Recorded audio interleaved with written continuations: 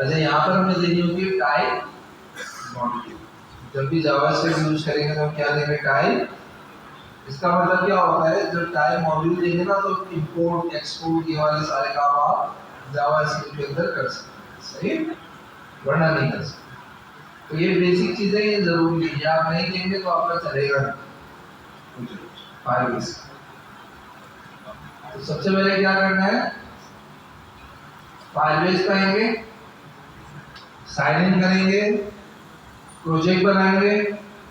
Project बनाने के बाद आपने प्रोजेक्ट बना लिया, ये प्रोजेक्ट है, ये होम पेज बना देंगे। यहाँ पर आप वेब ऐप बनाएंगे। कौन सी ऐप बनाएंगे?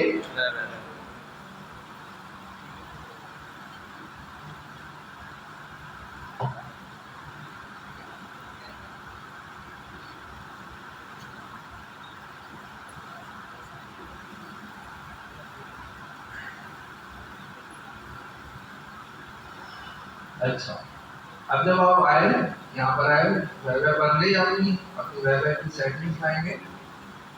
आप थोड़ा सा नीचे आएंगे ना, यहाँ पर आपको ये चीज मिलेगी, ये फाइलबेस कॉन्फ़िग। क्या करा दिए? आप कॉपी करेंगे, पेस्ट करेंगे। अच्छा, अच्छा, अब यहाँ पर ये आपका चलेगा, ये आपका क्यों नहीं चलेगा? क्योंकि वो कहेगा ये इंस्टॉल ही नहीं है लाइब्रेरी। जब ये लाइब्रेरी आप इंस्टॉल करो, ये लाइब्रेरी इंस्टॉल करने के लिए आपको पैकेज और जेसन और पता नहीं क्या क्या करना पड़ेगा। तो इसके लिए हम यूज करते हैं, क्या कहलाती है, सीडीएल का यूज करते हैं। तो यहाँ पर आपको नजर आ रहा है, देखिए इस पे भी क्या लिखा हुआ है, स्क्रिप्ट टाइप मॉड्यूल। इसको करते हैं कॉपी।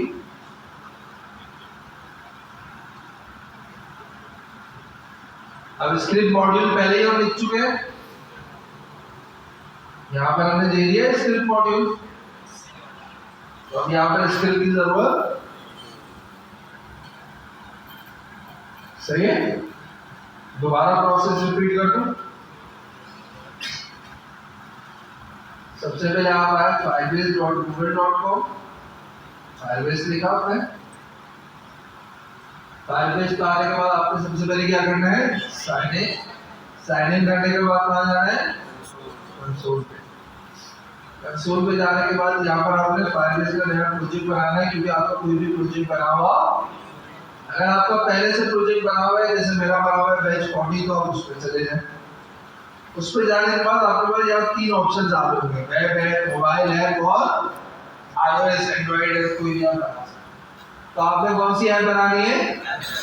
वेब ऐप बनानी है। वेब ऐप बनाने के बाद अंदर जाएंगे डिटेल में, डिटेल में जाएंगे तो थोड़ा सा आप नीचे आएंगे तो यहाँ पर फायरबेस यूज करने के ऑप्शंस दिए, npm, cdl और, तो हम किस पे क्लिक करेंगे? इसको पूरा कॉपी करेंगे, कॉपी करके हम यहाँ पर क्या कर देंगे? यहाँ तक कोई क्वेश्चन?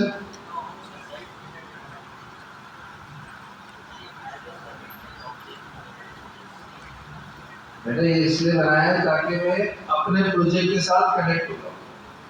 यानी मैं तो भी अपने पीसी पे चला रहा हूँ ना, मुझे इस वेब ऐप को बताना पड़ेगा कि फायरबेस के किस प्रोजेक्ट के साथ तुम्हें लिंक होना है। तो उसके लिए कोई कीज, कोई चीज होनी चाहिए। तो ये कॉन्फ़िग इसलिए हम यूज करते हैं, और ये हमें बनी बनाई मिलती है, हम खुद नहीं बना।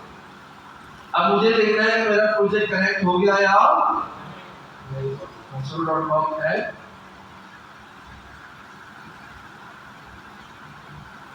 कल मेरे 4 तो नहीं 2-2.5 घंटे लग गए फायरबेस को। मैंने एक इंपोर्ट कर दिया, उसकी वजह से मेरा एक फंक्शन फायरबेस अपग्रेड होती है, या कोई भी आप लाइब्रेरी यूज करते हैं तो हमारी एक एप्लीकेशन में फायरबेस यूज हुई है बहुत पुरानी, 4 साल पहले। अब वो चल नहीं रही, कह रहा अपग्रेड कर। कल अपग्रेड करने बैठा तो पूरा दिन लग। अच्छा, मैं यहाँ से चला लूंगा तो चल जाएगी? मैं जो डैशर में क्लिक करूँ फायरबेस चल जाएगी? क्यों? लाइव सर्वर के साथ चलेगी इसमें। तो इस बच्चे होते हैं तो रिपीटेटिव मिस्टेक करना होता है, इसमें मैंने कहा इसे मत कर दो। सही है, यहाँ पर ऑप्शन आ रहा होगा वो भूल है।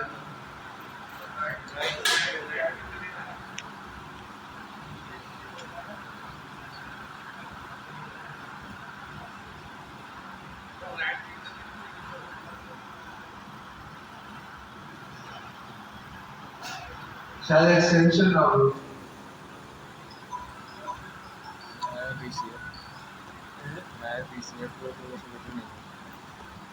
नहीं सर्वर ऐसे कुछ नहीं होता। पहले सर्वर इंस्टॉल सही है मेरा सही, क्योंकि स्क्रीन ही नहीं बदल वो ज़्यादा पूरा सेटअप नया से हार्ड डिस्क निकाल के या वो निकाले से बात सही सही। अब यहाँ पर आया क्या एप्लीकेशन मेरे पास पहले आ रही थी, अब आ सही है। तो ये कंसोल भी लगाया मैंने, चेक करने के लिए आया मेरी फाइलबेस प्रोजेक्ट के साथ कनेक्ट हुई है या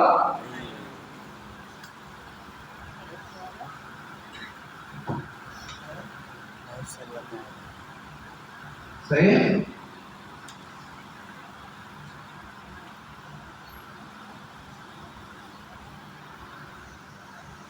ये क्या है एनालिटिक्स। एनालिटिक्स का क्या मतलब है?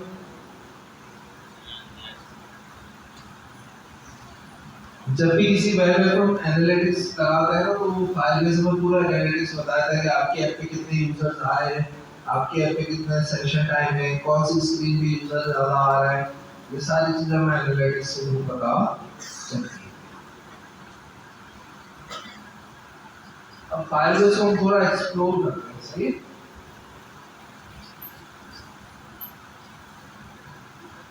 सबसे पहले हम आते हैं बिल्ड के सेक्शन। बिल्ड के सेक्शन में आपको नजर आ रहा है ऐप चेक, ऐप होस्टिंग, इससे भी आप लोग का ताल्लुक नहीं है। ये क्या आ रहा है ऑथेंटिकेशन। ऑथेंटिकेशन फाइलबेस सबके थ्रू ऑथेंटिकेशन आपको देता है। गूगल, फेसबुक, ट्विटर, गिटहब सबकी ऑथेंटिकेशन आप फाइलबेस को यूज करके कर सकते हैं। जैसा कि मैं यहाँ जाऊँ गेट स्टार्टेड के ऊपर, अब यहाँ पर आपको नजर आ रहे हैं क्या लिखा हुआ है, ईमेल, फोन और एडिशन में। तो फाइलबेस को यूज करके आप इन सब के थ्रू ऑथेंटिकेशन अपनी मोबाइल ऐप में, वेब ऐप में लगा सकते हैं। और आए ऑप्शन पे डेटा कनेक्ट, जीमेल पासवर्ड है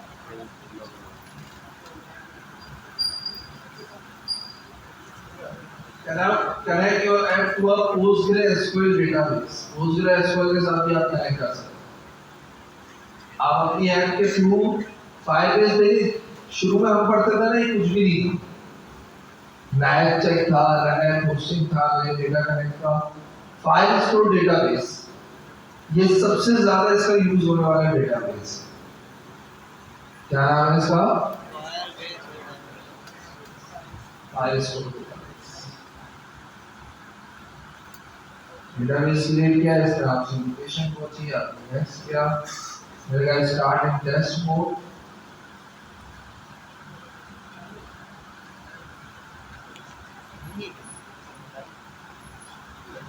ये आपको इंशाल्लाह सर और डिटेल में पढ़ाएंगे।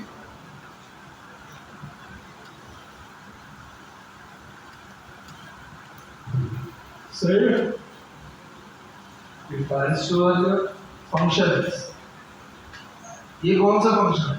Arrow functions, arrow functions, arrow functions नहीं। हाँ भैया ये कौन सा फंक्शन है?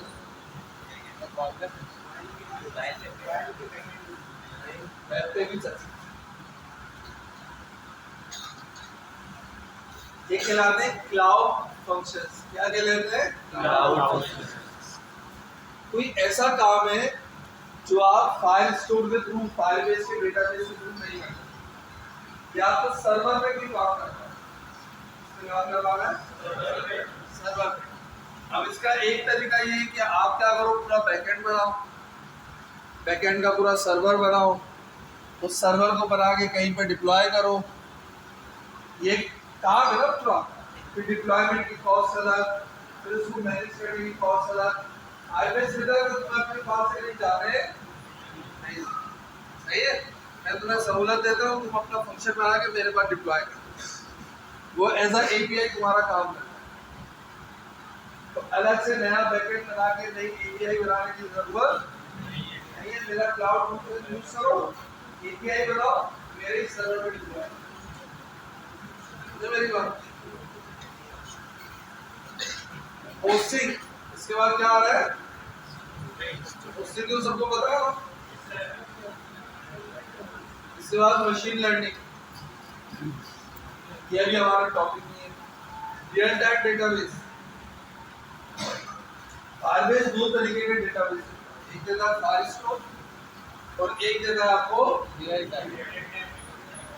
इधर सॉकेट वॉकेट लगाने की जरूरत नहीं, जहाँ सॉकेट की जरूरत हो पहले रियल टाइम डेटाबेस। अच्छा, वैसे ही ऑप्शन फाइल स्टोर में भी आप फाइल स्टोर को भी आप रियल टाइम कर सकते हैं और इसका अलग से भी रियल टाइम डेटाबेस। इसके बाद क्या लिखा हुआ आ रहा है नीचे, स्टोरेज बहुत जरूरी है। ये पेड, पहले फ्री था, अब क्या हो गया पेड। इसके लिए क्लाउड में भी यूज कर लेना, पहले फ्री देता था 5 GB, 5 GB फ्री देता, अब नहीं देता। सही। अच्छा भाई आगे आ जाए। सर ये full time real time database और ये अपना डेटा फायरबेस डेटाबेस में तो दोनों में बेस्ट क्या है?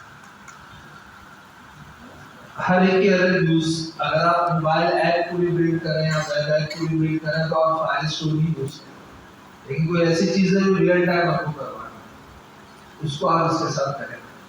या बात ऐसा होता है पूरी